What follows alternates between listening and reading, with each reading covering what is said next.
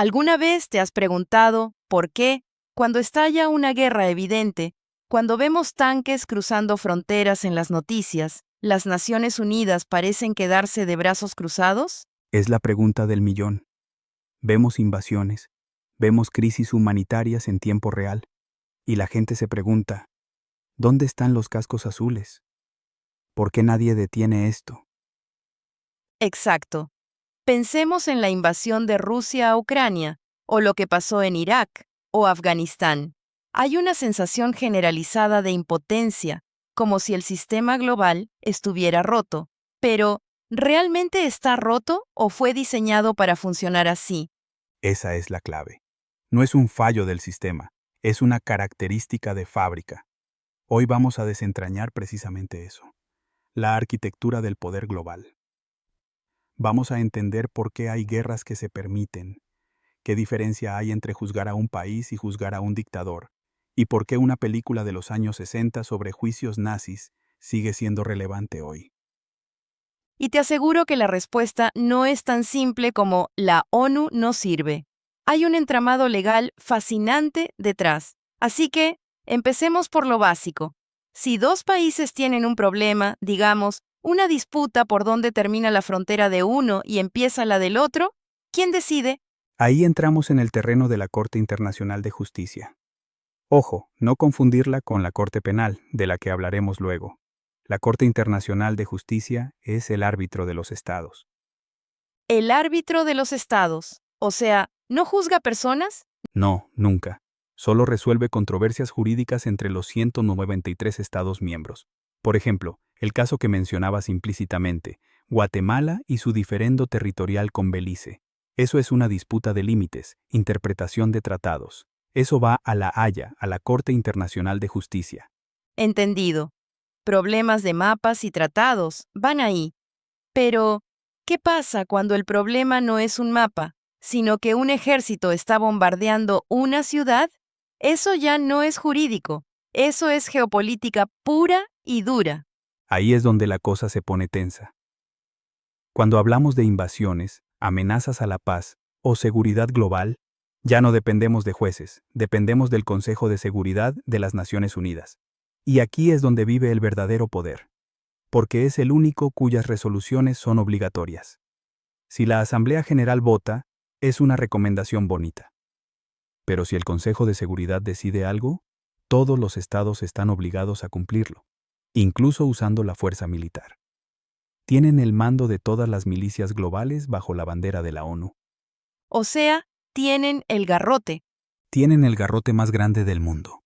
Deciden quién entra a la ONU, eligen a los jueces de la Corte y pueden autorizar intervenciones armadas.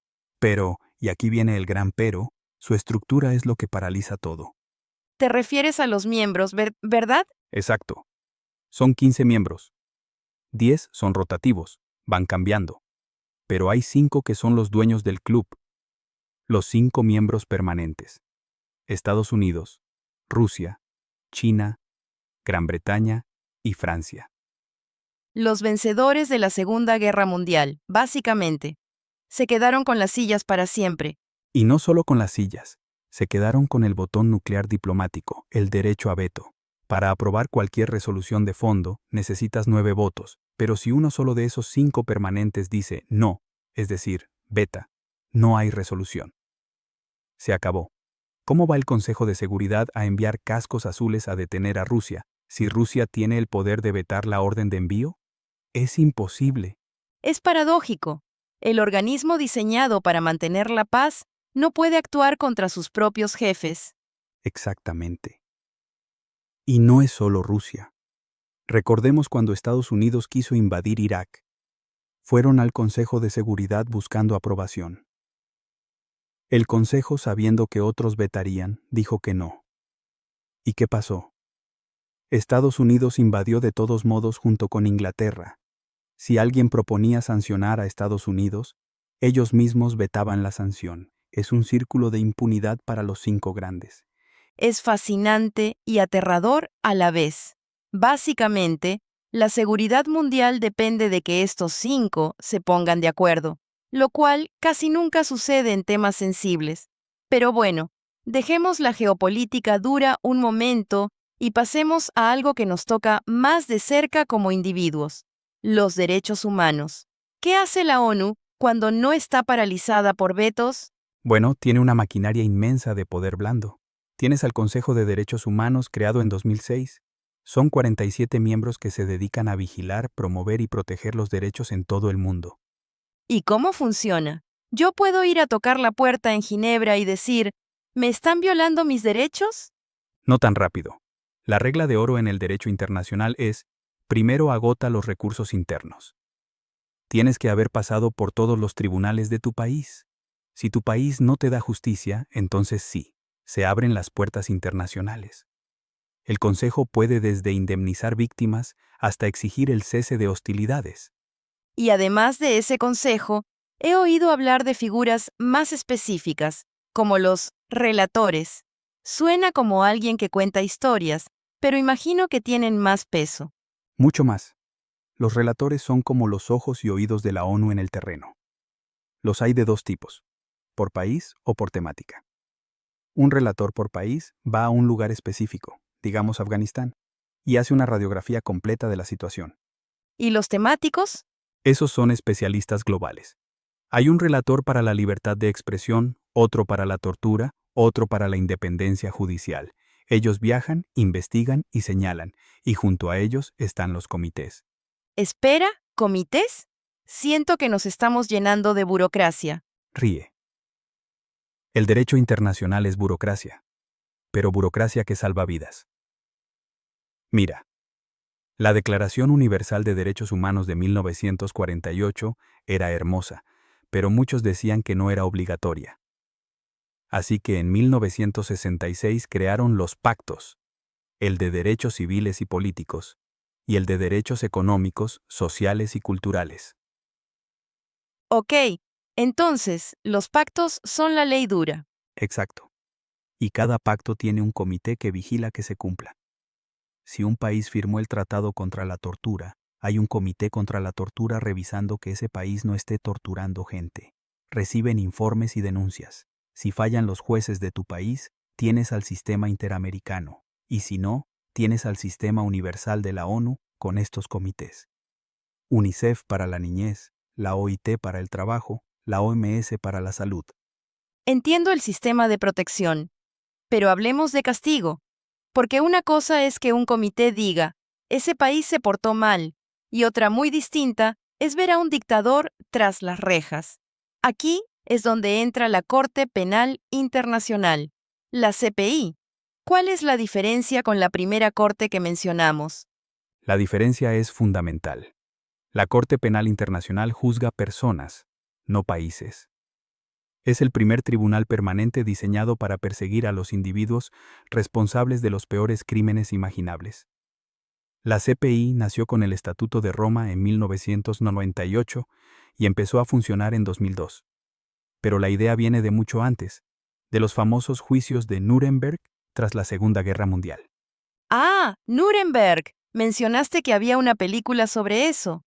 Sí, Juicios de Nuremberg. Es una obra maestra. Muestra cómo los aliados juzgaron a la cúpula nazi, jueces, militares, políticos. Surge una duda legal interesante, y creo que la película la toca. ¿Cómo podías juzgar a los nazis por crímenes que técnicamente eran legales bajo las leyes de la Alemania nazi en ese momento? ¿No viola eso el principio de legalidad? El principio de no hay delito sin ley previa. Los abogados defensores en Nuremberg argumentaban eso. ¿Cómo nos juzgan con leyes inventadas después de los hechos? Y por eso necesitábamos algo permanente. Exacto. La humanidad dijo, basta de crear tribunales cada vez que hay una masacre. Hagamos uno fijo. Y así nace la Corte Penal Internacional. Pero ojo, aprendieron de los errores. La CPI es independiente del Consejo de Seguridad, para disgusto de las potencias, y respeta estrictamente el principio de legalidad. Solo juzga hechos ocurridos después de su creación. Y mencionaste que las grandes potencias no están muy felices con esta independencia. Para nada. Estados Unidos, Rusia y China no son parte de la CPI. De hecho, Estados Unidos hizo maniobras legales complejas, firmando acuerdos bilaterales con países para asegurarse de que nunca entreguen a un soldado estadounidense a la corte. Es increíble cómo buscan blindarse. Pero, volviendo hacia la corte, ¿qué crímenes juzga exactamente? Porque no creo que juzguen a un ladrón de bancos. No, solo juzgan la crème de la crème del mal, por decirlo así. Son 4 crímenes: genocidio, lesa humanidad, crímenes de guerra y agresión. Hablemos del genocidio, porque es una palabra que se usa mucho en redes sociales, a veces muy a la ligera. ¿Qué es técnicamente genocidio? El genocidio tiene un elemento clave: el propósito.